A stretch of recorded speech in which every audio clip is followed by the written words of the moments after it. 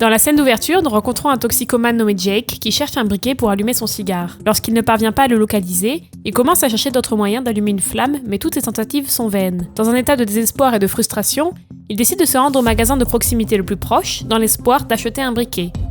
Lorsqu'il arrive sur place, il constate avec choc que tout est en désordre et qu'aucun autre client ou employé n'est présent. Cependant, Jake ne prête pas beaucoup d'attention au chaos, car il se concentre uniquement sur l'obtention du briquet.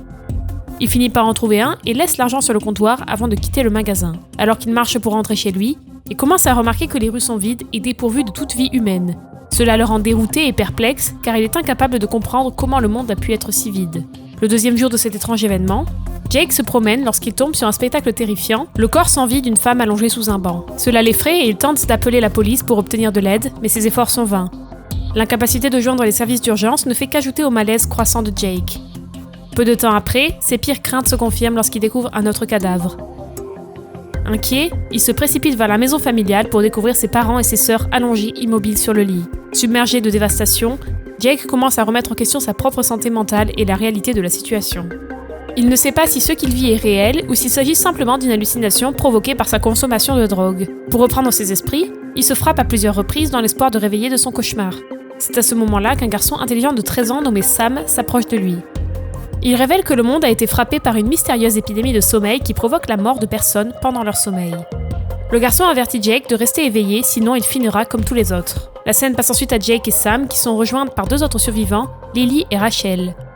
Afin de rester éveillés, les quatre ont recours à divers médicaments et passent du temps dans la piscine.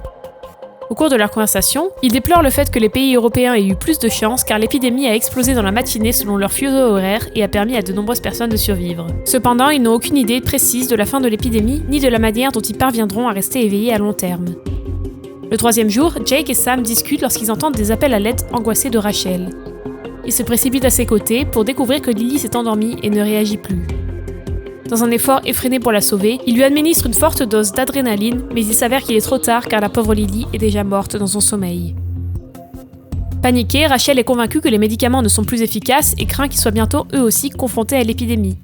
Malgré les tentatives de Jake pour la calmer, Rachel démarre la voiture en trombe emportant avec elle tous les médicaments et l'adrénaline. Jake et Sam n'ont d'autre choix que de poursuivre Rachel dans un autre véhicule, sachant que leur propre dose de drogue diminue et qu'ils en auront bientôt besoin de plus pour rester éveillés. Cependant, alors qu'ils suivent Rachel, Jake commence à s'endormir, le rendant incapable de conduire. Sans autre option, Sam s'empare du volant et trouve le courage de conduire une voiture pour la première fois. Dans une tentative désespérée de tenir Jake éveillé, il le poignarde à la jambe avec un tournevis, le faisant hurler de douleur, mais le faisant ainsi rester conscient. Au bout d'un moment, Sam est sur le point de rattraper la voiture de Rachel, mais à ce moment-là, un petit avion surgit de nulle part, provoquant un accident mineur. Cela permet à Rachel de s'échapper, mais heureusement, personne ne semble avoir été blessé. Après l'accident, Jake et Sam rencontrent le pilote, Ellis, qui cherche un moyen d'échapper à l'épidémie en se rendant dans différentes villes.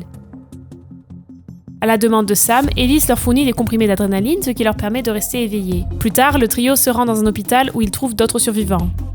Ils rencontrent également deux médecins nommés Ali et Sarah qui aident Jake à soigner sa blessure et fournissent au groupe une puissante dose d'adrénaline. Au cours de leur conversation, Ellis révèle que l'épidémie de sommeil s'est produite à différents moments dans différentes villes, ce qui suggère que la source se situe quelque part entre Houston et Denver. Munis de nouvelles informations, les 5 survivants décident de se lancer dans un voyage pour trouver une solution à ce que l'on appelle l'épidémie de sommeil. Après un long et épuisant trajet en voiture, le groupe arrive enfin à l'hôpital de la ville et découvre qu'il a été incendié et abandonné. Sans aucune autre solution, ils décident de se rendre à l'hôpital suivant, situé à 1 heure de route. Jake suggère toutefois de faire un détour par la morgue située derrière le poste de police. Il espère y trouver des informations utiles qui pourront les aider à long terme. Dans la scène suivante, alors que le groupe entre dans le poste de police, ils sont surpris par la vue d'une fête endiablée se déroulant dans le chaos. Il semble que certaines personnes essayaient de tirer le meilleur parti de leur temps limité. Le groupe ignore l'effectivité et se rend au cabinet médical pour obtenir des informations sur la protection de l'épidémie et les dates de décès. Pendant ce temps, Sarah exprime son désir de rester en retrait et de profiter de la fête car elle pense que c'est peut-être sa dernière chance de le faire. Dans un premier temps, Ali essaie de la dissuader mais finit par accepter quand Jake propose de s'occuper de Sarah. Alors que le reste du groupe part en mission, Jake et Sarah commencent à danser ensemble. Le temps d'un instant, ils oublient la situation désastreuse dans laquelle ils se trouvent. Dans la salle médicale, l'expertise technique de Sam lui permet de pirater le système informatique où il découvre 2 points dans le temps indiquant la survenue des décès. Ali explique ensuite le concept des mathématiques spatiales selon lesquelles l'intersection de deux azimuts inverses peut mener à une destination finale. Elle est convaincue que cette destination est Dallas et le groupe accepte de s'y rendre. Pendant ce temps, l'esprit de Jake est en proie à des visions de sa demi-sœur décédée, Megan.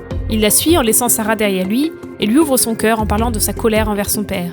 Jake tient son père pour responsable de la ruine de sa mère, affirmant qu'il a dépensé tout leur argent pour sa seconde épouse, plutôt que de fournir une pension alimentaire à Jake et à sa mère. Jake pense que sa mère a été poussée trop loin par son père, ce qui l'a finalement amené à commettre l'irréparable.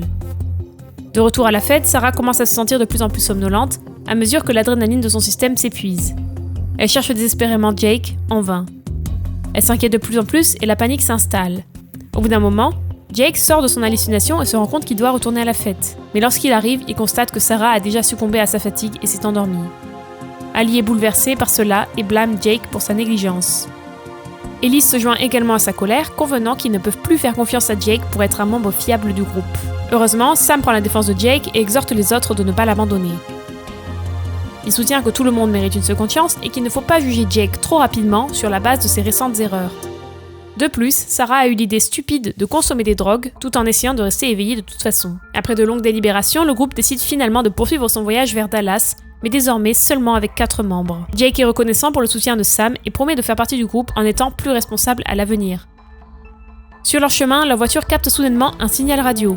Ils entendent la voix d'une femme exhortant les gens à se rendre à Austin, où elle affirme qu'il existe un remède à leur situation actuelle. Ali reconnaît la voix et décide rapidement qu'ils doivent changer de destination pour aller à Austin. Cependant, Elise n'est pas convaincue et refuse de changer leur plan. Cela incite Ali à décider de partir seul. Alors qu'ils sont sur le point de se séparer, Jake et Sam décident d'accompagner Ali car ils se sentent redevables envers elle pour sa perte. Avant de partir, Elise donne à Ali un appareil qui peut suivre sa position si elle se trouve à moins de 150 miles de lui. Le groupe part ensuite vers Austin, incertain de ce qu'ils y trouveront.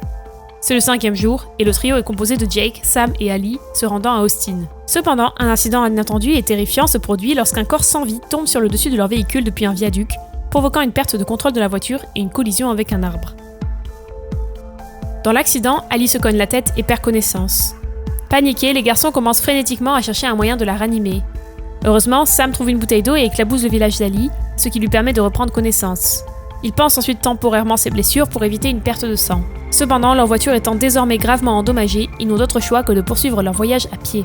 Après des kilomètres et des kilomètres de marche, le trio atteint finalement le sud d'Austin, où ils rencontrent un groupe de chrétiens qui sont en train d'honorer leurs morts.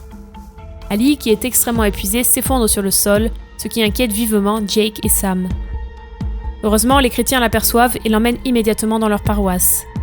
Là, ils lui donnent une boisson fétide appelée Salud, qui parvient à la ranimer. Ensuite, le père Giulio, qui est le chef de la communauté, se présente au trio et leur dit qu'il peut rester aussi longtemps qu'ils en ont besoin.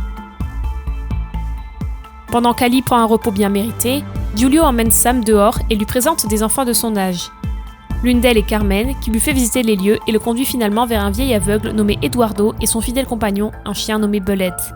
Sam est étonné de voir comment le chien a réussi à survivre dans des conditions difficiles. Alors que Belette aboie à l'arrivée d'étrangers, Eduardo demande aux enfants de retourner dans leur paroisse pour des raisons de sécurité. Avant qu'ils ne puissent revenir, un homme à l'air perturbé et couvert de sang attaque soudainement Carmen, la poignardant brutalement au niveau du bras. Mais avant qu'ils ne puissent lui faire plus de mal, le père Giulio et son groupe se précipitent à leur secours, provoquant la fuite de l'homme perturbé. On découvre plus tard que l'homme souffrait d'un grave manque de sommeil et a donc eu recours à l'automutilation pour rester éveillé. Ce manque de sommeil a causé une perturbation importante de sa santé mentale, ce qui a entraîné son comportement agressif envers les autres. Pendant ce temps, Carmen est transportée d'urgence à la paroisse où tout le monde demande à Ali de l'aider. Cette dernière, étant radiologue, hésite à opérer car elle n'est pas une chirurgienne qualifiée. Cependant, étant donné les circonstances désastreuses, elle décide de se lancer et de rassembler le matériel nécessaire pour opérer Carmen. Au début de l'opération, Sam est chargé de tenir Ali éveillé en l'engageant dans une conversation. Pendant ce temps, Jake décide de prendre les choses en main et part à la recherche de l'homme perturbé qui a déjà assassiné un autre membre de la paroisse. Après l'opération réussie de Carmen, le groupe est soulagé, mais leur répit est de courte durée lorsque l'alimentation électrique de la paroisse est soudainement coupée.